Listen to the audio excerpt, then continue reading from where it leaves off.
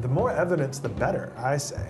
I mean, this is so improbable. That's a bold statement. I mean, I think that's a fair point, but I didn't make that argument. He did. Why is that true? Is that a good question? Maybe it's not. Drew, you're not supposed to ask good questions like sorry, that. Don't ask difficult questions. Bill, jump in here. I'm Bill the Christian. And I'm Drew the Skeptic. You're listening to The Divide. Welcome, Madeline, to the Divide podcast. Well, thanks for having me. I'm very excited to talk about whatever we're going to talk about. Yeah, whatever we're going to talk about. Thanks for being here. So you grew up Catholic, Roman Catholic, and you are in residency at a local hospital, and you've become an atheist. And I just cannot relate to that. I'm a former atheist, and went the other direction, Okay. but not through med school. So can you tell us how you ended up with with non-belief? I can. So I was raised Catholic, as you said. I went to Catholic school for 12 years, and my dad was really the driver, the person who decided that we would go to Catholic school because he wanted us to be exposed to Catholicism as he was. So he was raised Catholic, went to Catholic school through college, actually, and it was important for him that we had a Catholic education. And as a young Catholic, I was a true believer. I really loved the lives of the saints. They were very important to me. They were role models for how to be a good person, and that really resonated with me. I loved their stories of sort of struggle and hardship, and how they often made mistakes, but were able to kind of return to God's love. Those narratives were very powerful for me. So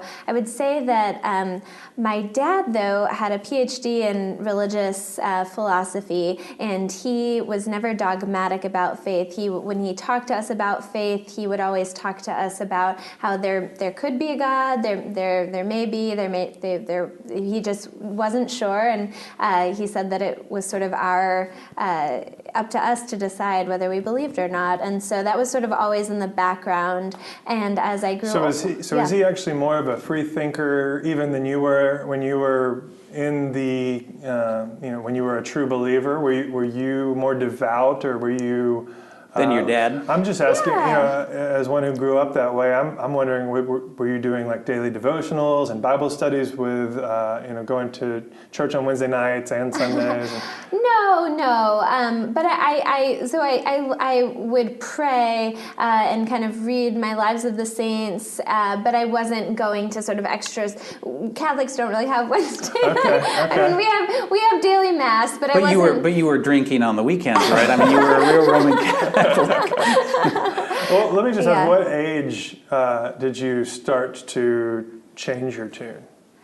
I think in middle school. So in middle school and so the truth, belief, fears were very tender years. They were very, yes.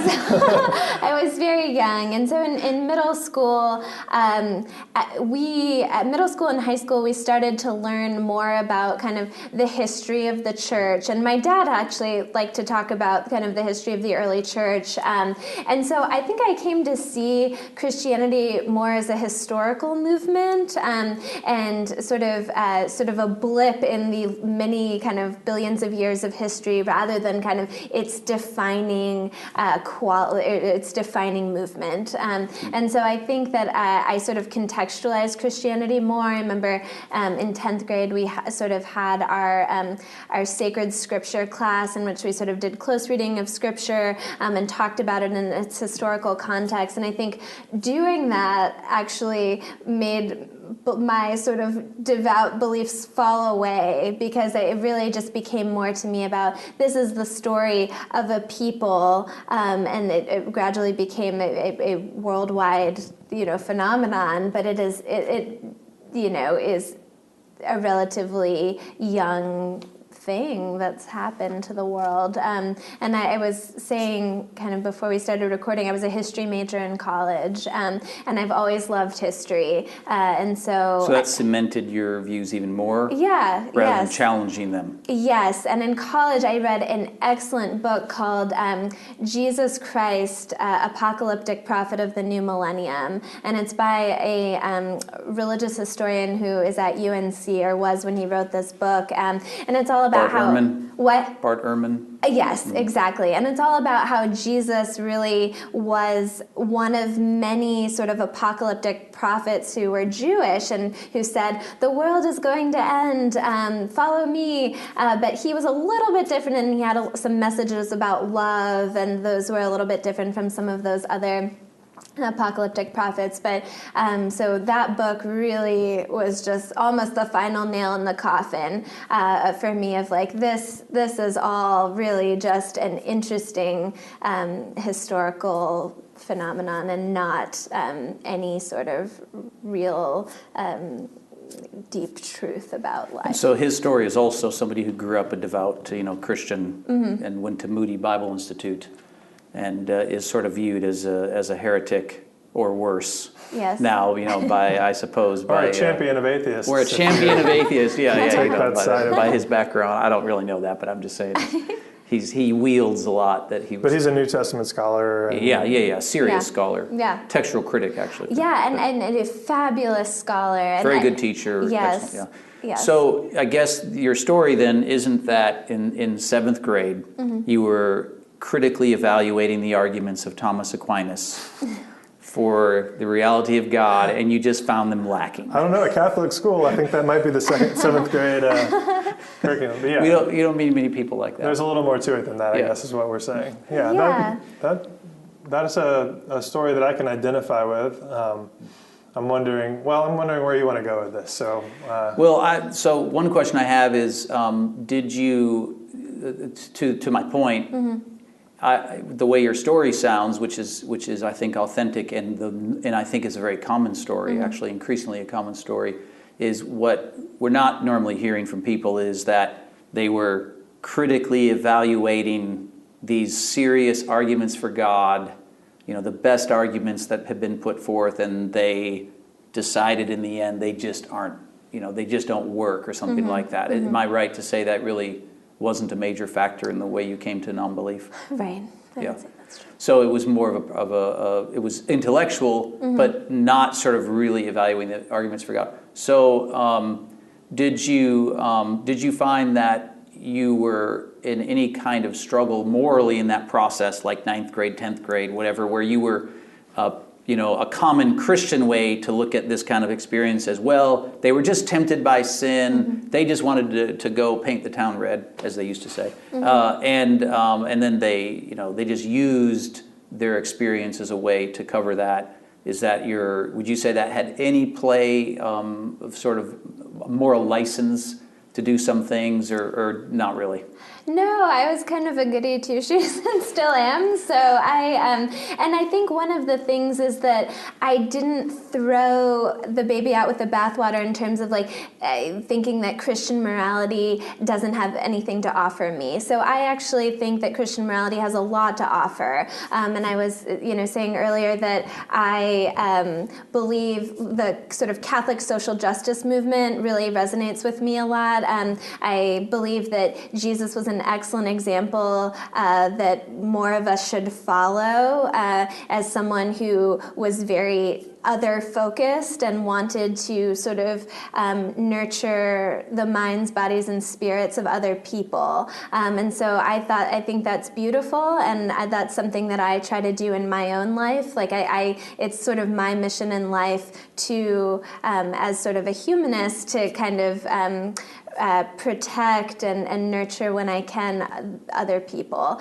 And so that's a big part. I love Albert Schweitzer. He's a huge role model for me, one of the reasons I went into medicine. And so his sort of reverence for life theory is also very influential. So I think I didn't sort of following some of the tenets of Christian morality and being an atheist to me are not mutually exclusive. Okay, so I guess you don't. Go ahead. So not only were you weren't throwing out the morality when you threw out the Christianity, but even if you had wanted to stay in Christianity, I would think with your dad's sort of free-thinking ideas, you could have still figured out your own morality within that context. It's just that you didn't. It was sort of for intellectual reasons that you felt like it was time to leave that behind. And it was mainly, if I'm understanding, and I'm just trying to like put this in a box for myself, I don't want to put words in your mouth, but it's mainly that you saw Christianity in its historical context, and it sort of became smaller for you. Like it was a thing that you sort of structured your life around until you saw it in a different light. Yes, and I mean, and also I just really never could be convinced. I mean, I read Mere Christianity and just other kind of books that I just was never convinced that God existed. As someone who, I like science and I'm now a doctor, I believe in evolution, those sorts of, the idea of evolution, and that we are an anomaly in the universe that's sort of derived from randomness, that makes a lot more sense to me than we are like, benevolent God's playthings on this like weird little planet in this vast universe. Like that makes a lot less sense to me than we just happen to kind of spring up from nothingness, and we may go back to nothingness again and just be completely irrelevant. So that makes just a lot more sense to me. So you did read Mere Christianity, which is obviously a serious attempt, to try and present arguments in favor of Christianity. Yeah. Was that at university, I guess? No, that was in high school. So in high school. Yeah, we read that in our junior year. So I guess to my earlier question, you really did look at some serious... Yeah, I had some exposure to like the Christian apologetic kind of thinkers. Yeah, okay. Yeah. So there you go. So it's interesting to me that you sort of pitted those two ideas against one another. It's not that maybe just off the top of your head is what came up, but C.S. Lewis, of course, believed in evolution. So I'm thinking I wouldn't normally think of those two ideas as against one another. Plus, there's a lot of Christians who certainly believe in evolution. So I was kind of curious why do you sort of feel like it would have to be one or the other? Like well, one thing we were talking about before we started recording is that I resonated with was the idea that it just doesn't, seem to a lot of people like the centrality of Christianity in the Christian's life reflects reality, I guess, the way we see it. I don't know if I said that well, but I kind of get that idea of when I take a step back and I look at the world and I even just ask myself from first principles, does it make sense that there's a God that would, want me to believe certain things or do certain things, and that's how he's going to evaluate me, and maybe that's not Christianity as you would explain it, but certainly when you see it that way, it seems a little ridiculous, and maybe you would agree with that, and maybe that's not what we're talking about, but I do think that there's some merit to that. That's something that I've sort of thought at times is, wait a minute, this whole thing is just, it doesn't seem that, of course you can get into the problem of pain, and that plays into that in a kind of, God wouldn't do it this way type of thing. So I just want to sort of put a pin in that and mark it in case we want to go down that road, because I think that's an interesting take, and I get that. I think that's pretty common. Yeah, I guess it just is weird to me that God would be like, bam, I'm going to create this sort of miasma out of nothingness, and then there will be, a bacterium, and that will lead to sort of plant life, and then it will gradually go on, and now we've culminated in humanity. That just seems very weird to me that this all-powerful being would just kind of for fun choose to create the earth. It's just, weird. Well, I'm sure you all won't be surprised that I take a different angle on this question, meaning it doesn't seem to me very persuasive at all to say that you don't think God would do this particular thing like evolution. There's even if I myself were a pure like young earther type creationist, which I'm not. I'm saying if I were, I would still say, well, there's plenty of pretty sharp-minded Christians who believe in evolution. They take the Bible pretty seriously, and like the biologos people. I don't know if you're familiar with them, but they're clearly seeing no real problem with the idea that God would choose to create the universe in any particular way. I mean, the whole Big Bang scenario of 8 billion years, followed by evolution here in terms of biology is.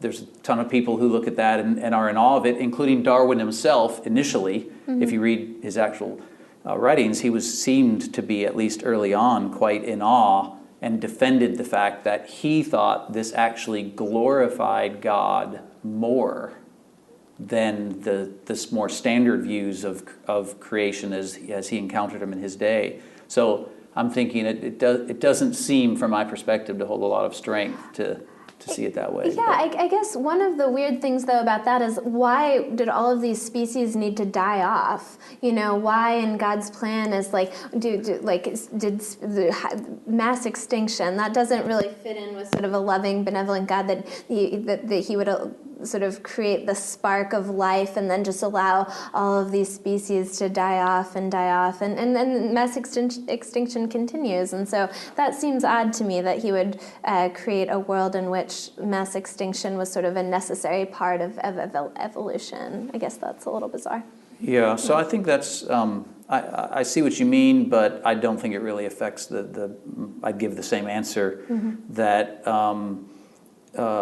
it's, you know, how God used time and why he would do things exactly the way he would. There's any number of reasons he might have for that I don't really think you can just sort of rule out that God couldn't do that or wouldn't do that, and therefore that's a basis for non-belief. I don't really follow that at all. Well, it seems to me that this, you know... If you're making, by the way, an argument about sort of the problem of pain in particular, all-powerful God, all-loving God, that sort of what's called the Epicurean riddle, that's different. I grant that that's actually a serious argument, but I'm not really seeing evolution as... I think that might be... Because Darwin knew, by the way, Darwin knew all that too. I think that might be at the root of what Madeline's saying, but it is an interesting take to think about it sort of as a scientist, doctor. You know, it is an interesting, you know, to think about it from that lens, to think about those specifics, you know, like, why do we have, you know, species that aren't here anymore? Why tsunamis? You know, where does that fit into the benevolent? You know, so, and then that's getting back towards the pain thing. I think that may be the root. But what's interesting to me is to, you know, like there's some sort of notion that it's a dissatisfying hypothesis. You know, the God hypothesis, the Creator hypothesis, and you know, I'm struggling because we've talked about this a lot on podcasts. We've gone down the road. But, you know, Christians probably not specifically this issue, I suppose, but it's. I want to make sure not to go into this, but I'm going to at least put it out there that Christians, you know, I've pretty much decided, and we've discussed a couple times, have to believe that this is the best of all possible worlds. And I do not want to go down this road because we've done that. But I just have to say that, like, to many non-believers, that seems really, really, really weird. Like, this does not seem like the best of all possible worlds. So, you know, I think we're touching on some things specifically about that. We don't necessarily have to get into the topic as a whole, but I do think that, you know, you're pointing out some specifics. But let's put it this way: what about C.S. Lewis's arguments maybe failed to convince you, or was there anything in Mere Christianity that was sort of hard for you to get past? Or that made you, that I'll tell you what happened for me is a lot of the things that I would read would make me hold on to my faith for a little while longer. You know, I would latch on to even Bible verses like Psalm 131:1 is, I do not concern myself with things too wonderful for me. Just for the record, Drew is the first person to quote a Bible verse on the podcast. Oh, I didn't realize. Yes, at least in the order that we're recording. I want to quote my... Well, I'm glad it could be I me. win. I win. Drew is quoting the Bible. Bill's been holding out, actually. He's going to start quoting them. Speaking the voice of God. That's amazing. The voice of God for me. You know, and that was tongue-in-cheek, that particular verse, but I would find arguments that would actually keep me going. And I'm just wondering if there's anything... Maybe it would be interesting to ask you, what was the last vestige that you cast aside, you know? Yeah, so C.S. Lewis is a fabulous writer, and Mere Christianity is a great book. And so I think there were times when I read that I was kind of like, oh yeah, like that kind of makes sense. I also read another book called Finding Darwin's God when I was in a freshman in college that I also was kind of like, and someone who is a scientist and very much pro or sort of believes in evolution. And so those were sort of made sense to me too. But there's the other kind of two big problems that I have. One is sort of the egocentrism of Christianity. I mean, the idea that, if you kind of follow these rules, you will get to live forever. I mean, that is the motivator for a lot of sort of Christian belief, that you kind of get to get this reward of eternal life, and the idea that like you are so important that you should live on in eternity. That's kind of weird to me, I think. It's just like, to me, it's much more likely that, your life is completely insignificant and that once you die, nothing will be left of you. That to me seems a lot more likely than, we're all special individual people who deserved just eternal life. So that's one problem. And then suffering is a major problem. And so, I see just incredible suffering in my day-to-day life, especially, children suffering, but suffering of all kinds. And the fact that that is happening for some sort of reason is also very hard for me to stomach. So I think those two ideas are Well, I might be able to take Bill's job for the first question, but I think he'll agree with me that the second question is very good and very hard to answer. But the first one, I do think that if you believe in a creator, it can answer a lot of those questions. Sure. So if why would I be significant? Why would I have a purpose? Why would there be, some meaning in my life? Well, if there's a creator that created me, that pretty much, it's not as implausible. No, if you were created in the image and likeness of God and you are sort of God's reflection on earth, yes, it makes sense that you should rejoin him in eternal life. Yeah. Although to talk out both sides of my mouth, I will say that when I look at the world, and I think that may be what you're saying, that's not the way that I size it up. Right. So. Yeah, so obviously, for me, it's sort of like you get, I'm sort of ruthless about not letting you keep things that you want to keep. So like purpose, meaning, goodness, things like this, the greatness about Jesus' teachings, my sort of view is that if you rule out God, if you rule out a creator, an owner of the universe, that you're now on a stationary bike trying to make a case for meaning and purpose and things like that.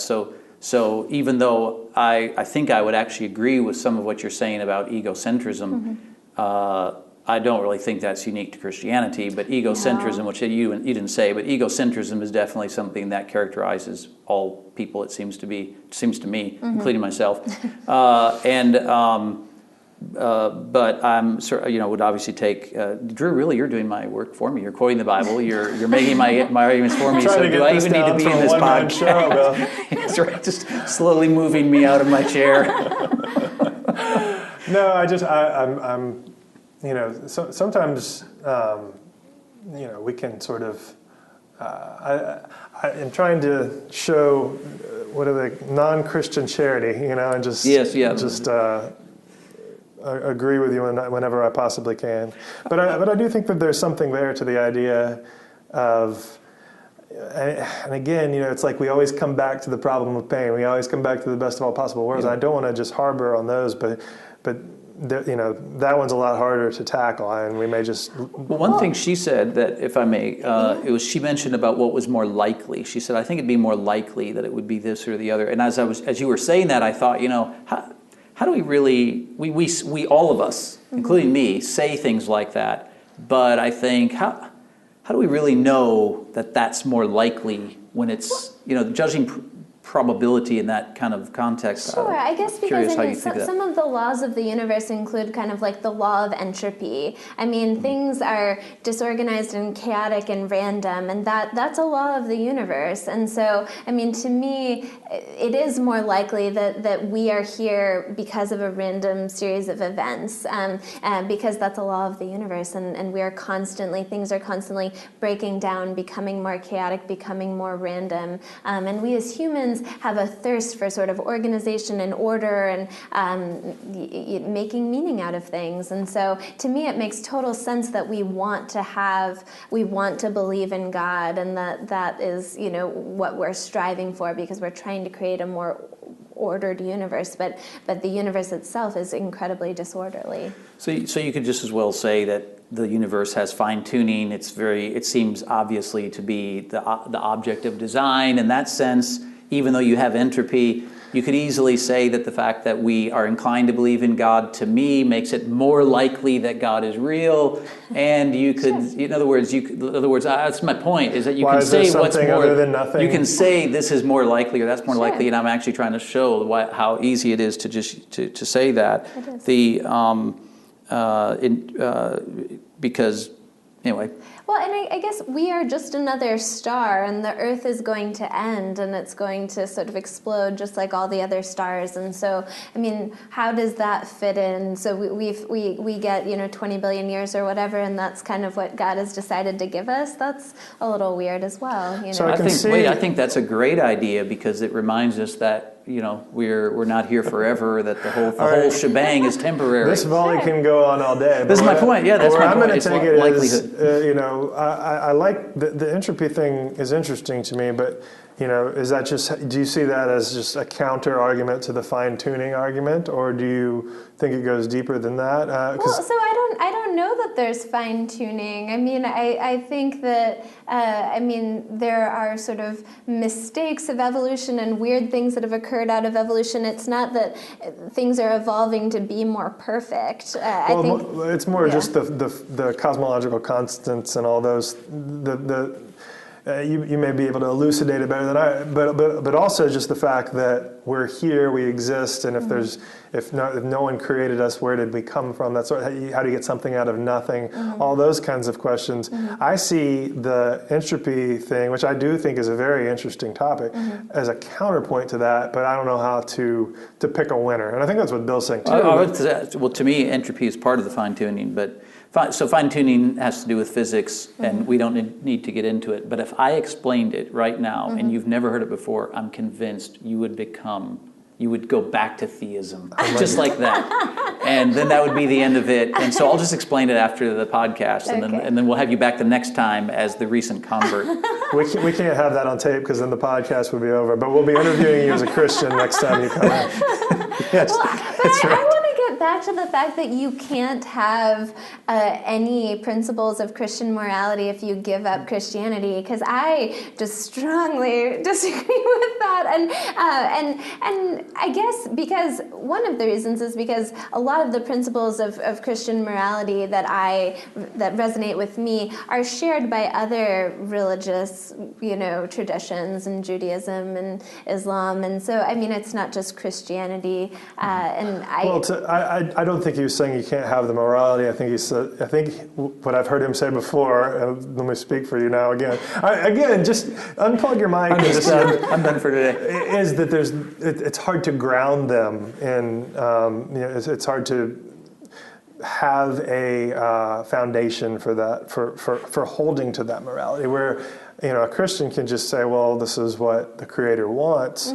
As a non-believer, you can't really say, I believe this because, without giving an argument that's contingent on something. Well, purpose wouldn't make sense. The concept of purpose wouldn't make sense without some prior will, right? That's the point. So you'd have some philosophical, logical grounding for the concept of purpose if you have a creator. That's you can say we should do this because good outcomes will happen, and then you have to define what the good outcomes are. Rather than saying people wouldn't be moral apart from religion. So I think that would be the point there. And of course Islam, and when I said Christianity, strictly speaking, it's the Judeo-Christian Islamic tradition, because love your neighbor as yourself is coming from Leviticus. And I would also think you would agree with her about the actual moral beliefs, because you believe that Christianity has influenced the Western world, and that we're all. Of course. I mean, really, I don't know why Bill even bothered to plug in. So would you accept that this idea of the golden rule is unique to Jesus?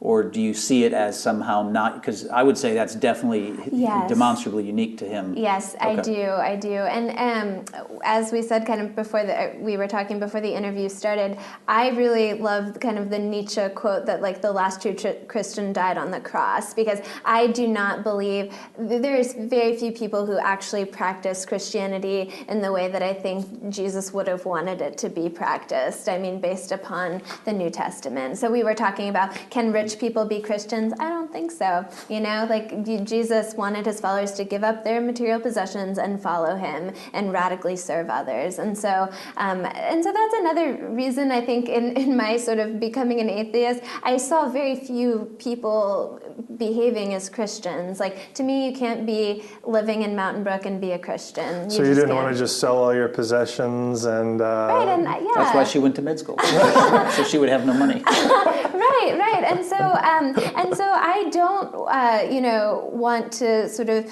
be penniless, living in an orphanage and serving those children. But I don't have to be, because I'm not a Christian, But if you are a Christian, I think you do need to live an uncomfortable life. Comfort is not part of Christianity, being comfortable. But for many Christians, and a lot of Southern sort of Christians who I interact with, sort of my peers, they get to go to their small groups and kind of have that sense of community and pat themselves on the back and maybe do some charity work, but don't really have to give up anything. And so a lot of Christians just don't have a lot of street cred in my experience. Although in Catholicism, actually, I had a great aunt who was a nun, and she was a wonderful, fabulous person who did a lot of work in inner city schools in Washington, D.C. in the 1950s and 60s. And I knew some other people who were part of the Brotherhood and Sisterhood who I thought were great examples of kind of how to follow Jesus. So the Northern Christians, they're the real Christians. No. So let me respond to this. So, like, the way you just characterized things that you thought you had to be true of Christianity seems so obviously false to me. As reading Scripture, the conversion of Zacchaeus, the wee little man, Jesus didn't command him to give away a cent. Jesus didn't tell him he had to give all his wealth to the poor. There was nothing like that. So the Apostle Paul wrote in one of his letters to the people who had money, meaning he assumes there's people who are Christians who are affluent.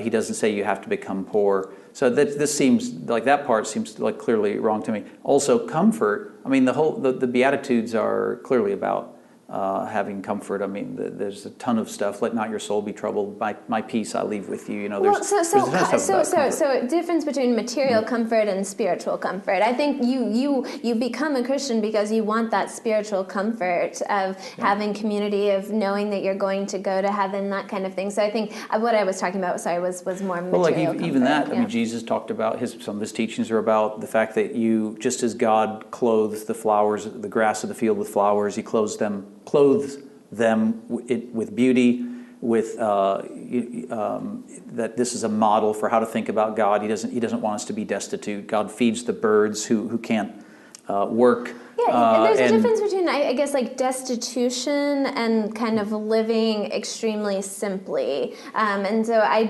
think that there's the easier for a rich man to enter the kingdom of heaven than for a camel to go through the eye of a needle. And so I think there's a difference between kind of wealth and Paul was writing as someone who probably wanted these rich people to donate to the church and to build it up. And so I think that's sort of a different context than Jesus himself. Well, so.